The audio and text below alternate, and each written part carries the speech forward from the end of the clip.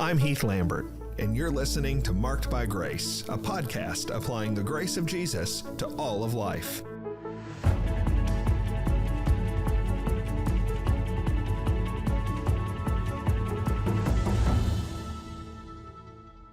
All right, this week on Marked by Grace, we are tackling a question about Christians and eye movement desensitization and reprocessing. And we have our work cut out for us on the podcast this week because I want to answer this question for the person who sent this in. I want you to know that I am trying to serve you well as I answer your question. But before I can serve this person and the other folks who are asking this question, I need to just be honest that most of you listening this week don't even know what we're talking about.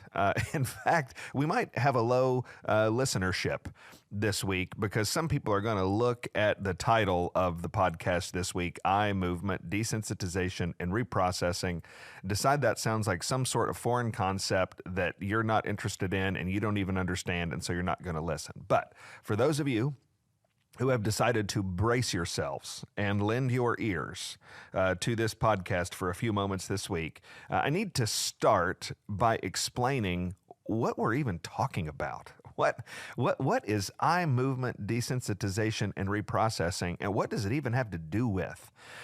Well, let me start at a place where everybody understands. It starts at a place of spiritual and emotional pain.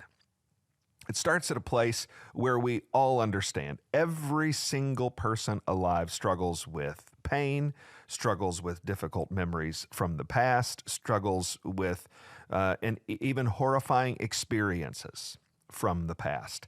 This actually in our world today, because it's such a common problem, because all of us know what it's like to struggle with this kind of pain, there is a whole complex of work that has been built up around this idea. And the language today is the language of trauma. You'll hear people talk about trauma therapy or trauma-informed therapy. And because people are so desperate for relief from their pain, there is a massive demand for help with this kind of trauma. And so we're seeing an increasing supply of resources to help people deal with their trauma.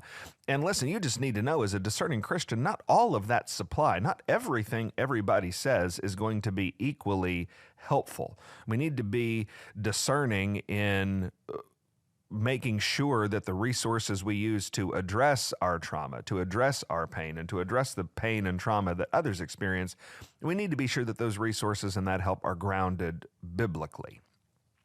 And that's what this has to do with. Eye movement desensitization and reprocessing is one intervention. It's one therapeutic intervention that attempts to help people who are struggling with pain and difficulty. And this particular intervention begins, as they all do, with the story of the person who is credited with creating it. It began in the life of a woman named Francine Shapiro. She, in 1987, as she tells the story, was taking a walk and was sort of reliving on her walk some painful, traumatic memories. And she started to shift her eyes in a certain specific kind of way.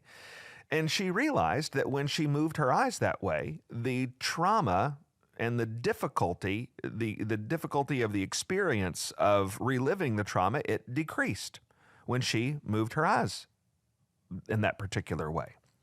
And so she began to work on this. She came up with a sort of a program for it, with even maybe a choreography for how you are to move your eyes. And she found that this continued to work, and then she began to try it with other people, and something clicked, and now it has caught fire, and a lot of people are claiming relief. A lot of therapists are claiming that it works in their practice. A lot of people are saying that it has helped them with their painful memories, with their painful experiences of the past. And so you understand, eye movement desensitization and reprocessing. This is a way that a therapist will help you to move your eyes in a certain specific way.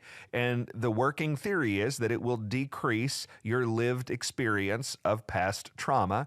They are not exactly sure what the working mechanism is, but it seems to be, they suggest, that there is something about the movement of your eyes in that way that works to sort of repackage or reprocess the trauma and help you deal with it in a way that is more livable than without this intervention. Now, you need to know that scientifically, there is a tremendous amount of debate. There is a tremendous amount of doubt, and there is a tremendous amount of skepticism about the workability of this intervention. That is to say that there is a raging scientific debate, and the scientific community is by a long shot not sold on this. But I am not a scientist. I am not trained as a scientist, and this podcast is not called Marked by Science. I am a minister of the gospel. I am trained in theology and ministry, and this podcast is called Marked by Grace. And so I'm not going to delve into the scientific waters on this, except to say that I have done some work on this. I have read widely in this area, and I just want to let you know that if you're looking at this because it comes from the sort of scientific therapeutic community, well, there is a large body of work in that same scientific and therapeutic community that has a lot of doubt about this. So you can't say, well, hey, there's some credentialed people who think this is a good idea, because there are also plenty of credentialed people who think it's a really bad idea. But I'm not going to wade into those waters. I'm going to remember that this is called Marked by Grace. I'm going to remember that my training is in theology and ministry, and I'm going to talk about what the Bible has to say. And here is what I want you to consider. God gave us a book about trouble. God gave us a book about pain and difficulty. God gave us a book that is about trauma. I think any fair-minded reader of the scriptures would have to say that the Bible is incredibly trauma-informed. The Bible is aware of trauma. The Bible is aware of where that trauma comes from in the sinfulness of human beings. And the Bible is aware of how to address that trauma. And when God gave us that trauma-informed resource, it's called the Bible, by the way, when God gave us that trauma-informed resource, He did not give us a process of EMDR, or eye movement desensitization and reprocessing. He gave us something else. Now listen, God is God. He knows everything. He loves you. He wants to help you.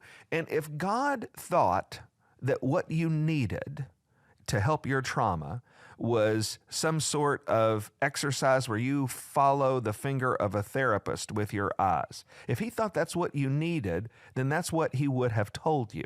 But that's not what He told us. He wants to deal with our trauma, but He doesn't treat us like a machine. He doesn't deal with our trauma mechanically. I want to give you just one example. My goodness, just one example from one of the most trauma-informed books of the Bible. It's the book of Psalms. And in Psalm 18, listen, just starting in verse 1, it says, "I love you, O Lord, my strength. The Lord is my rock and my fortress and my deliverer, my God, my rock, in whom I take refuge, my shield and the horn of my salvation, my stronghold. I call upon the Lord, who's worthy to be praised, and I am saved from my enemies. The cords of death encompassed me. The torrents of destruction assailed me. The cords of Sheol entangled me. The snares of death confronted me. In my distress, I called upon the Lord. To my God, I cried for help. From His temple, He heard my voice, and my cry to Him reached his ears. This is amazing. This is some of the most graphic and dramatic language of pain and trauma that you could imagine.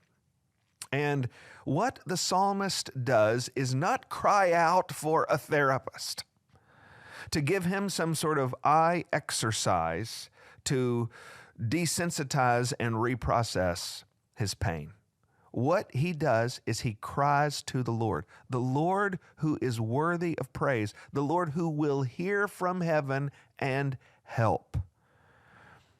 The psalmist is saying, David is saying, when you are buckling under the pressure of pain, when you are dealing with the crippling trials of trauma, you don't need EMDR.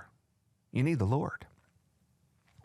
And here's a question that I sometimes ask people. If you could take all of your pain, and we all have it, I've got my stories and you've got yours.